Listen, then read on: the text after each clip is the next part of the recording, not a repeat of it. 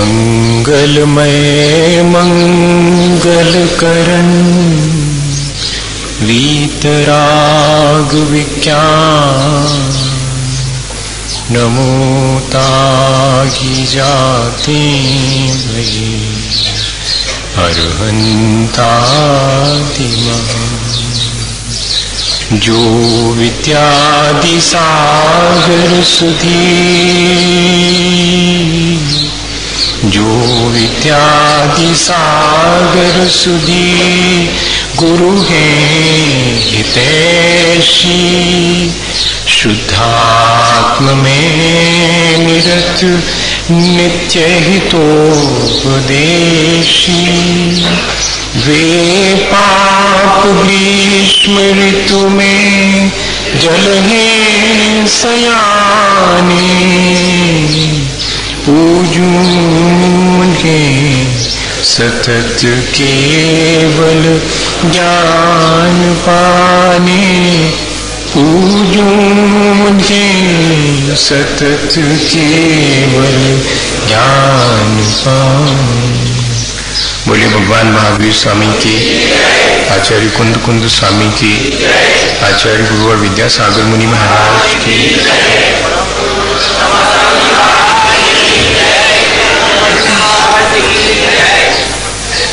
हम सभी लोगों ने अपने जीवन को अच्छा बनाने के लिए जीवन के विकास की बहुत सारी बातों पर विचार किया है।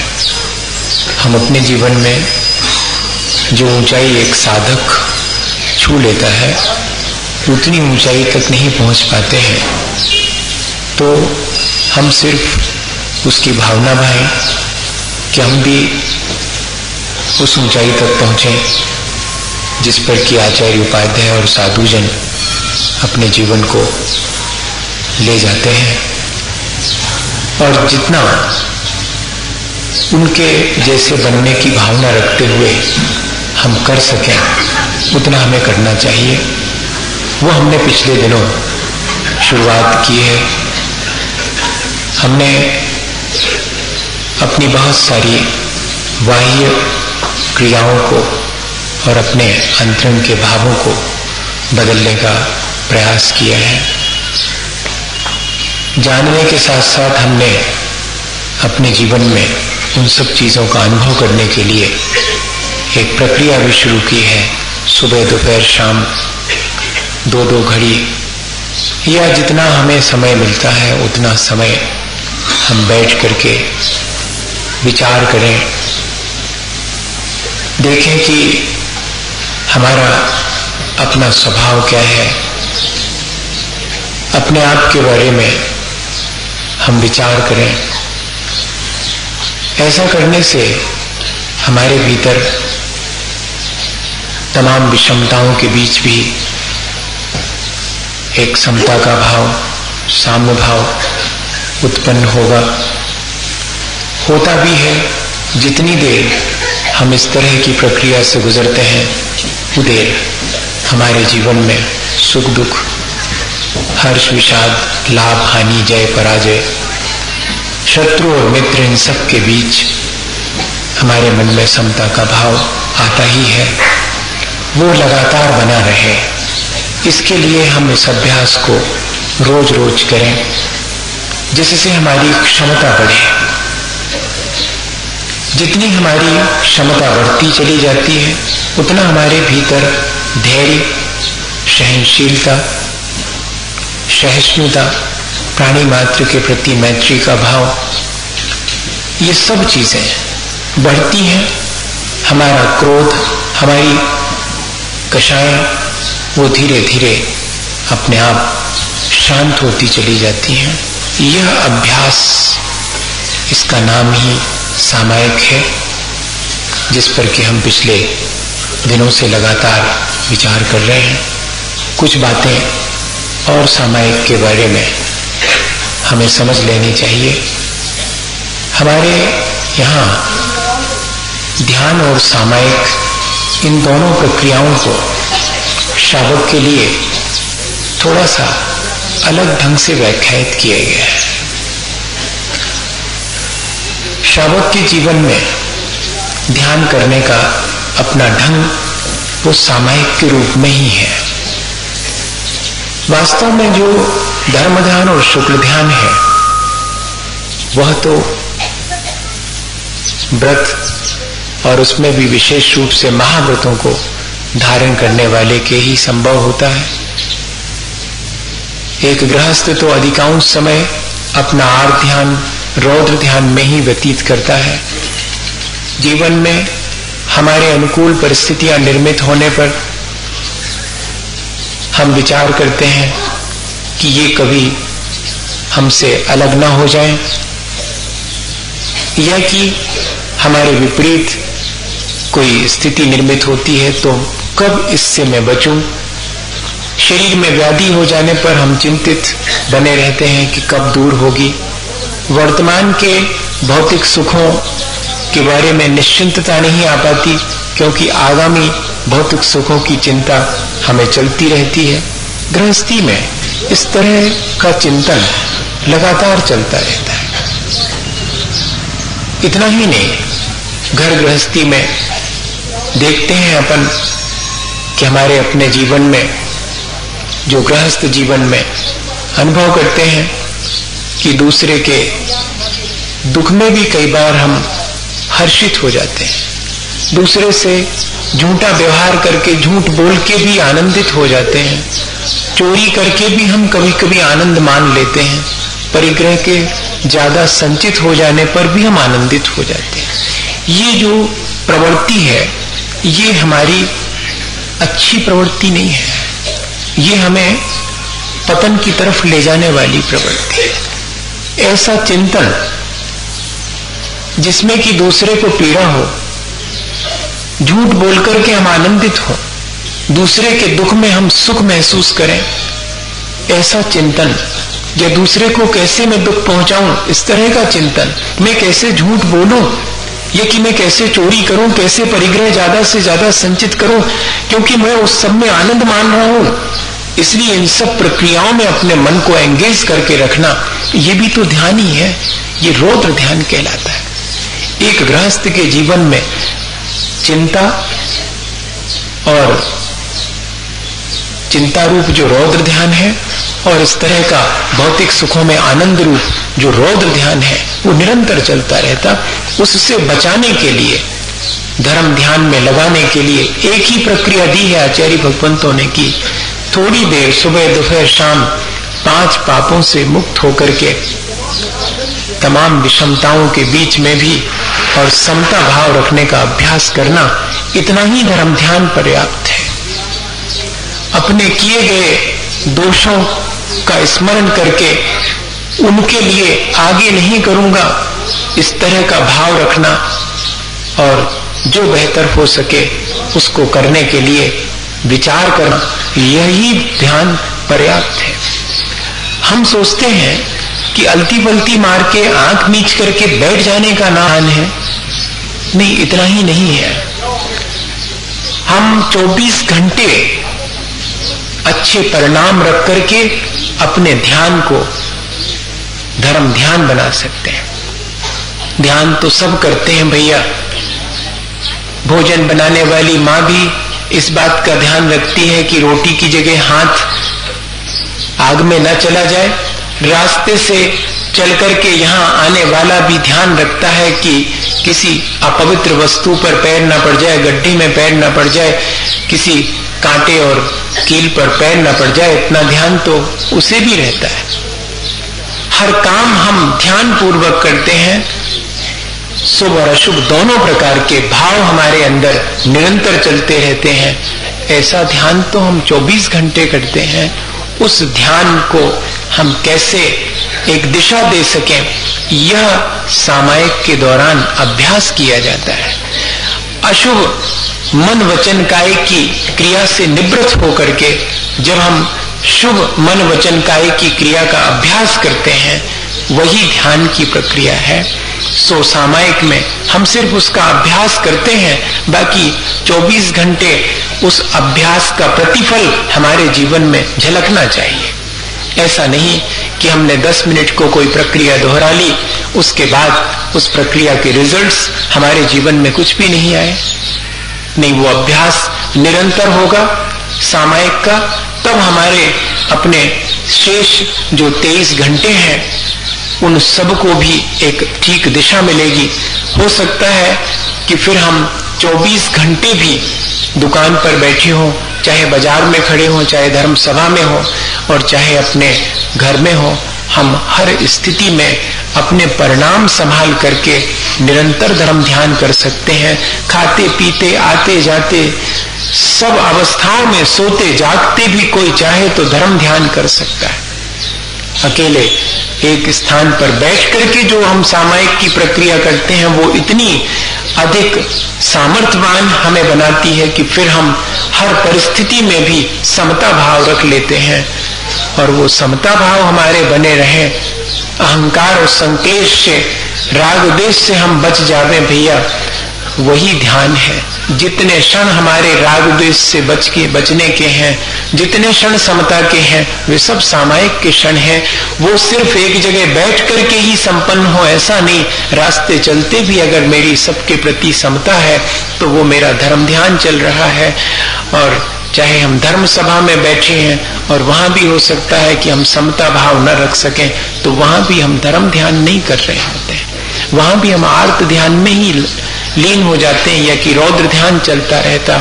इसलिए ये जो हम सामायिक की प्रक्रिया का अभ्यास कर रहे हैं उसका प्रतिफल हमारे जीवन में ये आना चाहिए कि फिर हमारी चेतना इतनी परिष्कृत हो जाए, हमारी एकाग्रता इतनी बढ़ जाए, हमारे व्यवहार में सहजता आ जाए। इन 3 बातों पर विचार कर लेते हैं आज अपन कि एकाग्रता सामायिक के समय इतनी बढ़ जाए कि फिर वो चीज हमारे ध्यान से और अलग हो ही ना पाए, फिर निरंतर उस चीज का ध्यान बना रहे। जैसे कि किसी चीज की अपन को लगन लग जाती है तो फिर अपन कुछ भी करते रहें वो चीज अपने स्मरण में बनी रहती कि नहीं। अभी भैया और तो सब ठीक है, वो काम करना है, सब काम कर रहे हैं, लेकिन इसके साथ साथ क्या ध्यान में है कि वो काम करना है। ठीक ऐसे ही अगर हम सामायिक में अपने उस वीतराग भाव का अभ्यास करें, राग द्वेष के बीच समता का अभ्यास कर लेवें, तो संसार के कामों के बीच में भी और आसानी से हम उस समता भाव को बनाए रख सकते हैं। ये एकाग्रता हमारी बननी चाहिए। अभी तो हम पूजा करते हैं, प्रक्षाल करते हैं, स्वाध्याय करते हैं, जाप भी दे लेते हैं, पर इन सब चीजों में हमारी एकाग्रता इतनी नहीं बन पाती कि वो हमारे शेष जीवन को भी रेगुलेट कर सके, वो हमारे पूरे जीवन को प्रभावित करे। अभी उतने क्षण तो हमारे सार्थक हो जाते हैं जितने क्षण हम पूजा करते हैं, स्वाध्याय करते हैं या कि और धर्म ध्यान की प्रक्रिया करते हैं, वो क्षण तो हमारे सार्थक हो जाते हैं, लेकिन वे क्षण हमारे इतने प्रबल नहीं हो पाते कि बाकी 23 घंटे भी वे हमारे सार्थक कर सकें, वो 1 घंटा इतना ज्यादा महत्वपूर्ण हो जाए। ऐसी एकाग्रता के लिए हमें अभ्यास करना चाहिए ताकि हमारे भीतर वो अंदर तक उसका गहरा प्रभाव पड़े। अगर उसकी कंटिन्यूटी बनी रहती है तो प्रभाव गहरा पड़ता है। अपन कभी अलग से एक प्रयोग और करेंगे, वो 10-12 दिन का, उसमें ये देखेंगे कि इस कंसंट्रेशन को बनाने की प्रक्रिया क्या है। अभी तो सिर्फ ये देखें कि कंसंट्रेशन बन जाने पर हम किस तरह उससे लाभ ले सकते हैं, वो एकाग्रता हमें कितना लाभान्वित करती है। टॉल्स्टॉय ने अपना एक नॉवेल लिखा, नाटककार भी थे, कहानीकार भी थे, उपन्यासकार भी थे, दार्शनिक भी थे, विदेशी राइटर है वो, लेकिन शाकाहारी थे। मैं उदाहरण सोच समझ के ही देता हूं, नहीं तो बाद में आप कहें कि इनको कहां से ले आए। हाँ, और दूसरे नहीं मिलते क्या आपको? मिलते हैं, लेकिन जो व्यक्ति जिसको विरासत में ये सब चीजें मिली हैं वो तो इनका निर्वाह कर ही लेता है।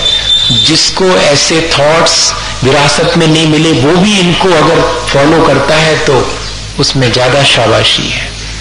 हमें जो चीज अपने कुल परंपरा से मिली है उसका हम निर्वाह करें तो कोई ज्यादा प्रशंसनीय नहीं है बल्कि उसे हम जब इजाफा करें, उसे हम बढ़ाएं तो प्रशंसा होगी। हमारे घर परिवार में कोई अनुव्रत धारण करने वाला हो और हम अनुव्रत धारण कर लें, इतने में हमारी कोई शाबाशी नहीं है। हम महाव्रत धारण करें तो माना जाएगा कि हाँ, अपने कुल की परंपरा को हमने और आगे बढ़ाया। और जहां अनुव्रत धारण करने की रत्नत्रय की परंपरा ही ना हो और वहां कोई व्यक्ति अगर उस रत्नत्रय की आराधना के लिए उत्सुक हो, तो बताइएगा कि वो महत्वपूर्ण होगा कि नहीं। उन्होंने अपने जीवन में एक संस्मरण लिखा कि जब वे कोई नाटक का प्लान कर रहे थे लिखने का, तो इतने अधिक एकाग्र हो जाते थे अपने पात्रों के साथ कि वे भूल जाते थे कि मैं कौन हूं।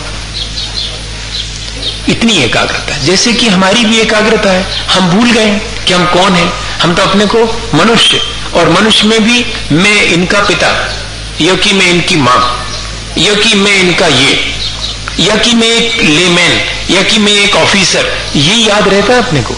मेरा अपना स्वरूप नहीं। इतनी एकाग्रता हो गई शरीर के साथ में अपनी, उस एकाग्रता को तोड़ने की एकाग्रता बहुत कठिन है।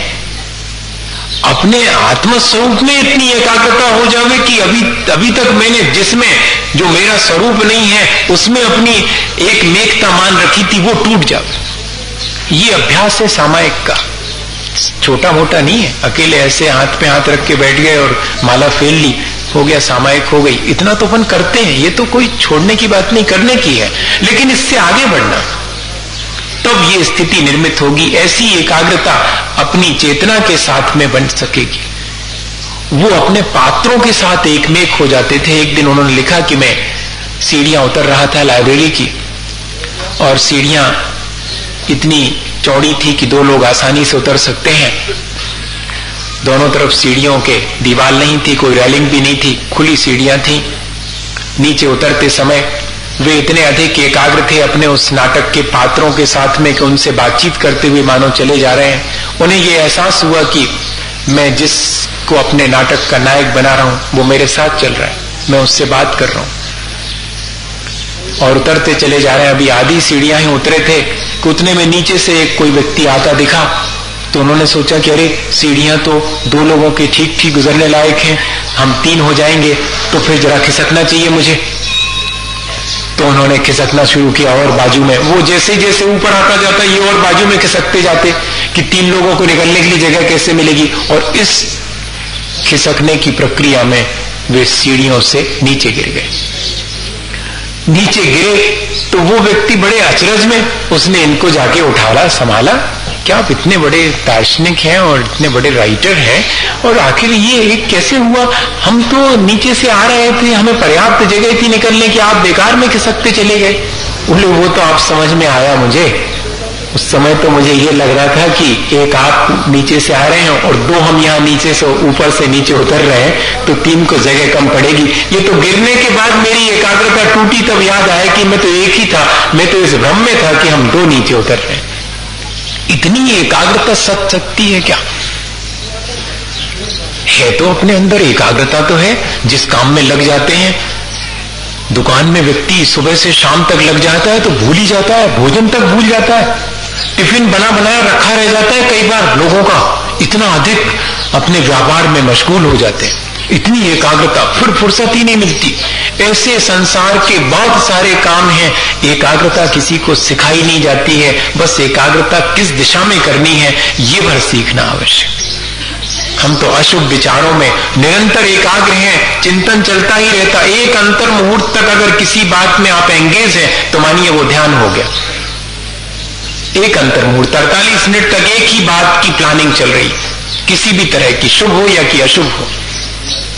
हमें सिर्फ ये करना है कि यह एकाग्रता एक अंतर मुहूर्त तक किसी शुभ विचार में हमारी हो जावे तो हमारा ध्यान व्यवस्थित हो जाएगा, हमारे जीवन को ऊंचा उठाने में कारण बनेगा। और ऐसा करने से क्या होता है, हमारी चेतना परिष्कृत होने लगेगी।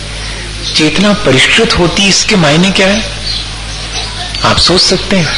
जिसकी चेतना जितनी परिष्कृत होगी उतना ज्यादा उसका प्राणी मात्र के प्रति और सद्भाव होगा। ये उसका क्राइटेरिया है। उदार चरिता नाम वसुधैव कुटुंबकम, एक वाक्य लिखा हुआ है, यह मेरा है यह तेरा है, ऐसे भाव से कौन ऊपर उठता है? जिसका चरित्र बहुत उदार और विशाल होता है, जिसकी चेतना बहुत परिष्कृत होती है, वही मेरे तेरे के भाव से ऊपर उठ करके प्राणी मात्र को उसके प्रति सद्भाव रख करके अपना मानता है। ऐसी अपनी चेतना का विकास तभी हो सकता है।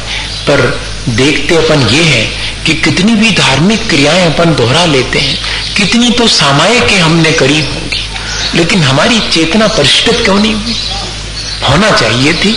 ये कसौटी है उसकी कि हमारे चेतना में इतना विशुद्धि आनी चाहिए थी कि फिर मेरे तेरे का भाव, ये तो नरक में होता है मारी थारी।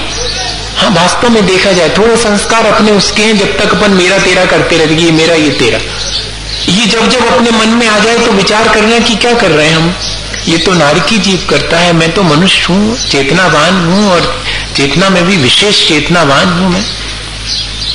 ऐसा विचार आ जाना चाहिए तो मेरे तेरे के भाव से ऊपर उठ जाए। जितना मेरे तेरे के भाव से ऊपर उठेंगे उतनी चेतना विशुद्ध होगी, और जितनी एकाग्रता अपने स्वरूप के प्रति होगी उतना मेरे तेरे के भाव से ऊपर उठ जाएंगे। ये प्रक्रिया बिल्कुल जुड़ी हुई है उन सब से। तो हम एकाग्रता साधें अपने चेतना के स्वभाव से, तो हमारी चेतना विशुद्ध होगी, और उस विशुद्धि से हमें मेरे तेरे का भाव धीरे धीरे करके समाप्त होगा। राम तीर्थ विदेश पहुंच गए, फ्लाइट से एरोड्रम पर उतरे नीचे, तो एक नजर उन्होंने दौड़ाई, जैसे कि अपन कभी किसी नई जगह पे उतरते हैं ट्रेन से या कि बस से या कोई एरोप्लेन से भी उतरता है, तो एक बार देखता है कि कोई है मेरा परिचित यहाँ स्टेशन पर, या मुझे कोई लेने आया है क्या। ऐसा एक सहज भाव अपने भीतर आता है।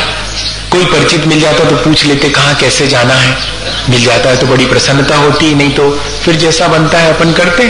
तो उनका भी शायद यही था कि देखें यहाँ पर कोई है क्या। उनको ऐसा देख करके एक बाजू में खड़े हुए विदेशी व्यक्ति ने कहा कि क्या यहाँ पर इस देश में आपका कोई मित्र नहीं है क्या? आप ऐसे बहुत देर से देख रहे हैं, किसका इंतजार कर रहे हैं, कोई आने वाला है क्या? तो इन्होंने मुस्कुरा करके उसके कंधे पर हाथ रख के कहा कि आप ही तो मेरे मित्र हैं, आप ही का तो इंतजार कर रहा था। क्या ऐसी है हमारी चेतना कि हम किसी को इस तरह कह सकें?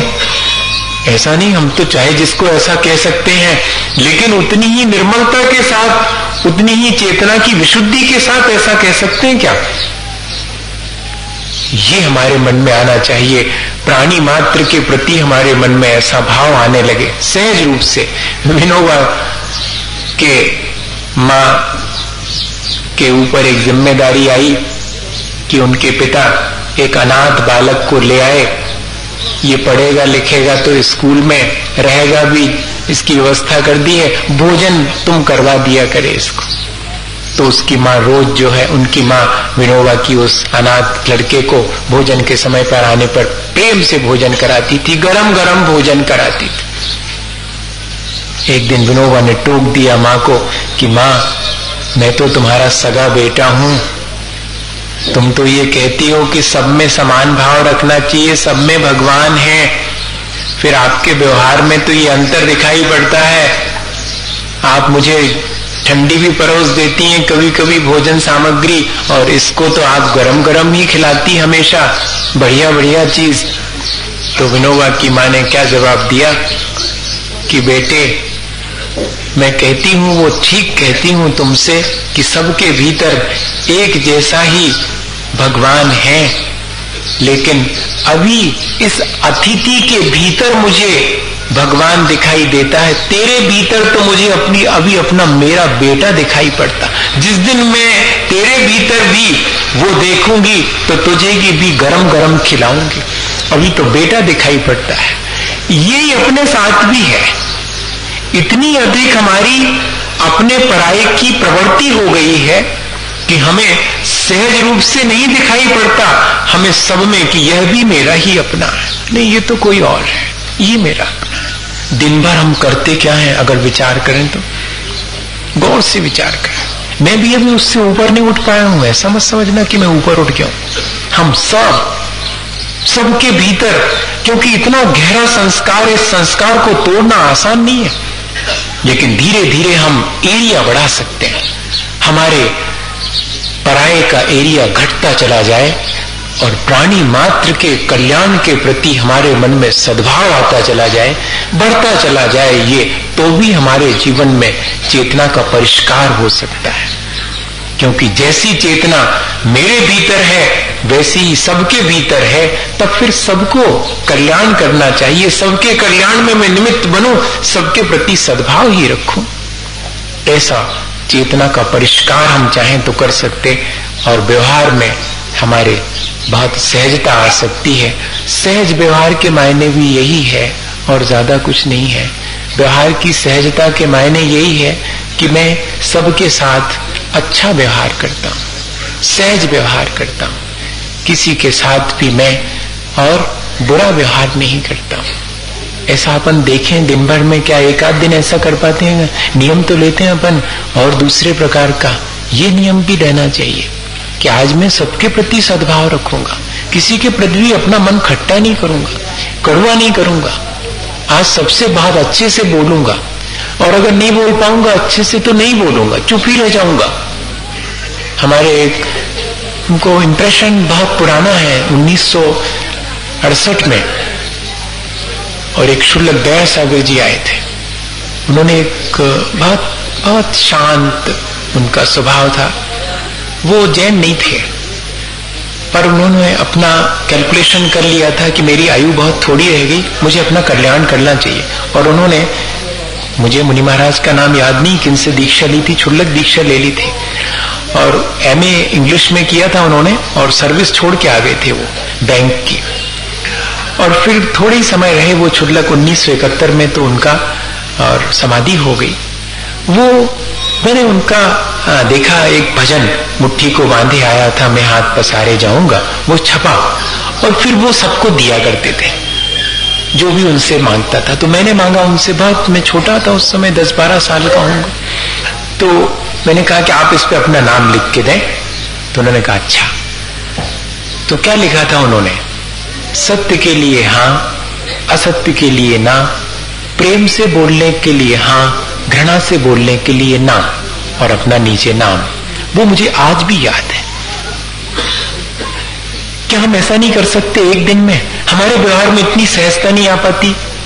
आ सकती है, हम अगर अभ्यास करें तो। ये सामायिक का अभ्यास हमें सहज प्रवृत्ति करने में मदद करेगा, वरना हम अकेले सामायिक की प्रक्रिया में ही कुछ दोहरा लें, उतने से काम नहीं चलेगा। हमारी प्रवृत्ति में उतनी ही समता और उतनी ही सहजता आ जावे, ये उसका प्रतिफलन हमारे जीवन में दिखना चाहिए। ठीक है, अभ्यास करेंगे, जितना आ पाएगा उतना करेंगे। पूरी तरह से आ जाए तो भगवान ही नहीं हो जाएंगे फिर, अभी एकदम थोड़ी होंगे। अभी धीरे धीरे करके जितना जिसके जीवन में आ जाए उतना अभ्यास आसानी से किया जा सकता है सहजता का। एक दिन 1 घंटे आज मैं सबके प्रति सद्भाव रखूंगा, 1 घंटे किसी से भी कड़े वचन नहीं बोलूंगा, असभ वचन नहीं बोलूंगा, मैं कोई एक्टिविटी ऐसी नहीं करूंगा जिससे कि दूसरे के प्रति दुर्भावना व्यक्त होती हो। ऐसे मन, वाणी और शरीर सब में मेरे घंटे भर सद्भावना ही बहे, ऐसा हो सकता है क्या?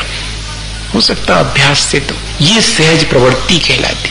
छोटे बड़े का भेदभाव खत्म हो जाएगा, अपने पराये का खत्म हो जाएगा, शत्रु मित्र का खत्म हो जाएगा, सारे भेदभाव, नौकर और मालिक का भेद। फिर हो सकता है कि जिस कुर्सी पर आप बैठे हुए हैं मालिक बनकर के, उसी पर आपका मन अपने नौकर को बिठाने का हो जाए, पर जरा संभल के बिठाना, नहीं तो वो सिर पे बैठ जाए।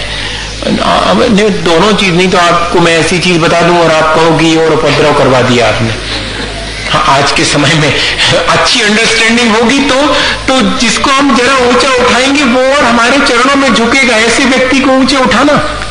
हाँ, ये सावधानी रखना, नहीं तो हम जिस चाहे को और ऊंचा उठाएंगे वो ऊंचा तो उठेगा नहीं, बल्कि सिर पे बैठ करके ऊंचा उठेगा। जैसे कि माँ अपने बेटे के कहने पर भी उसे अपने सिर पे बिठा लेती है, तो सिर पे बैठने पर भी बेटा ऊंचा नहीं होता, वो जानता है कि माँ मेरी बड़ी है। ऐसा कोई व्यक्ति हो तो उसको ऊंचा उठाना। हाँ, समान भाव सबके प्रति रखने का मतलब ये नहीं है आप उसका अन्यथा अर्थ नहीं ले रहे। तो नौकर और मालिक के बीच भी एक ऐसी अंडरस्टैंडिंग हो कि वे एक दूसरे का यूज नहीं कर रहे हैं, वे एक दूसरे के सहयोग से आगे बढ़ रहे हैं। मालिक नौकर के सहयोग को के प्रति कृतज्ञता ज्ञापित करे और नौकर भी मालिक के प्रति कृतज्ञ रहे। एक ऐसा रिश्ता हमारे सारे संबंधों में चाहे हम तो बन सकता है। फिर शत्रु मित्र का रिश्ता कैसे बनेगा? बन ही नहीं सकता। फिर तो सब परस्पर सिर्फ सहयोग का ही रिश्ता बनेगा। और अगर ऐसा रिश्ता हमारा सबके प्रति हो जाए, प्राणी मात्र के प्रति, फिर देखिएगा फिर हमारी चेतना कितनी परिष्कृत होती है, वो कितना सहज व्यवहार हमारा होता है। ये सारी चीजें हमारे जीवन में अवलोकन करना चाहिए अपने ही जीवन का कि ये कितना आया, कितना नहीं आया। नहीं आया कोई बात नहीं, प्रयास करेंगे, लेकिन कभी नहीं आ पाएगा ऐसा नहीं, आ सकता है। ये हम अभ्यास के द्वारा सुबह दोपहर शाम बैठ करके, इसी के लिए हमने ये प्रक्रिया शुरू की। एक छोटी सी घटना, लिंकन के जीवन के राष्ट्रपति रहे, वो कहाँ के थे सबको मालूम है, मतलब ठीक है, कंफर्म कर लेने में कोई दिक्कत नहीं है अपने को। गलती भी हो सकता, मैं और कहीं का बोल देता तो फिर बाद में सुधारते। वो रास्ते से चल रहे थे और उनके अंगरक्षक और भी लोग जाते ही हैं बड़े व्यक्ति के साथ में।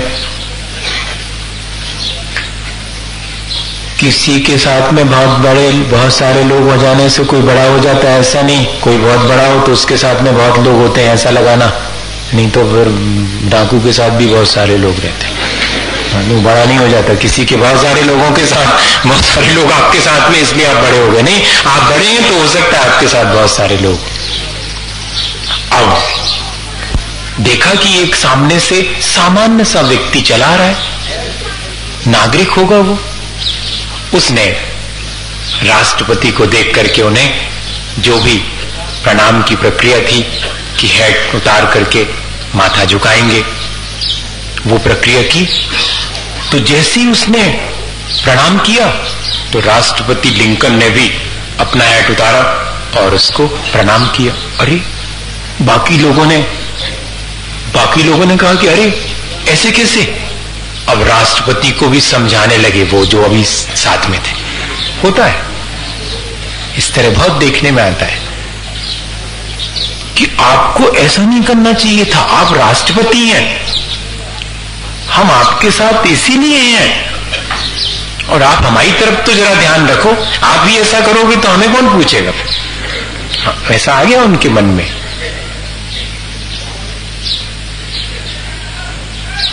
अब राष्ट्रपति का जवाब देखिएगा। उन्होंने कहा कि मुझे याद है कि मैं राष्ट्रपति हूं, लेकिन मुझे इससे ज्यादा ये याद है कि मैं मनुष्य हूं। मैं राष्ट्रपति बाद में हूं, मैं मनुष्य हूं, और एक मनुष्य होने के नाते मेरे भीतर विनय और कृतज्ञता ये तो होनी ही चाहिए। सामने वाले ने मुझे बड़ा मान करके और मेरे प्रति अपनी विनय व्यक्त की है, तो एक राष्ट्रपति भी अगर मैं हूं तो मुझे विनय और कृतज्ञता के माने में एक नागरिक से कम तो नहीं होना चाहिए, मुझे उससे ज्यादा होना चाहिए। अगर आप मुझे राष्ट्रपति मानते हैं तो सामने वाला कमती विनय करे तो मुझे तो और ज्यादा विनयवान होना चाहिए। इसलिए मैंने ठीक उसी तरह से उसकी विनय की जैसे कि उसने मेरी विनय की। क्या ऐसा कर सकते हैं अपन? करना मत आप, मेरे कहने से बहुत झगड़े में पड़ोगे आप, फिर तो यहाँ आना पड़ेगा इस वाले पर, यहाँ पर नहीं तो नहीं कर पाएंगे आप। वहां रह करके आप जिस चाहे को हाथ जोड़ने लगेंगे तो वो पूछेगा नहीं कोई, इसलिए हाथ जुड़वाते रहो, लोग पूछते रहे।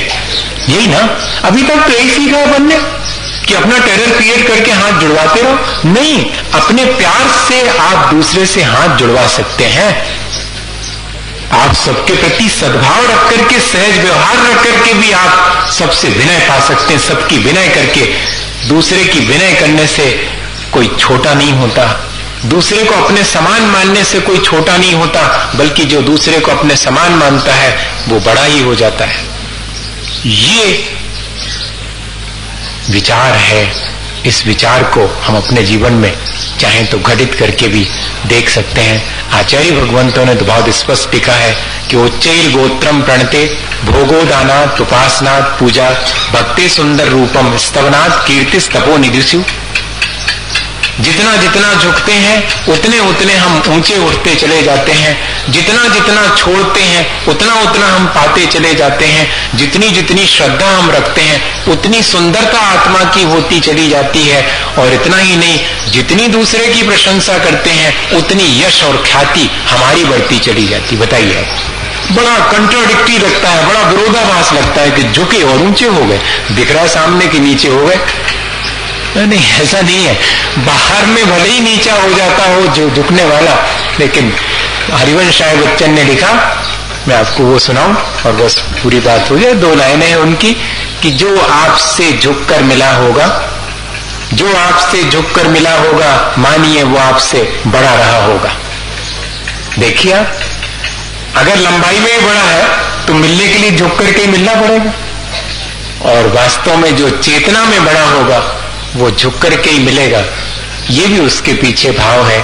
हम अपनी चेतना को इतना परिष्कृत करें हमारे व्यवहार में, ये जो ऊंच नीच भेदभाव, अपने पराये का जो असहजता है, वो असहजता हमारी दूर हो और हमारा व्यवहार सहज हो। इसी भावना के साथ कि हम अपने जीवन को सार्थक करें। बोलिए आचार्य गुरुवर विद्यासागर।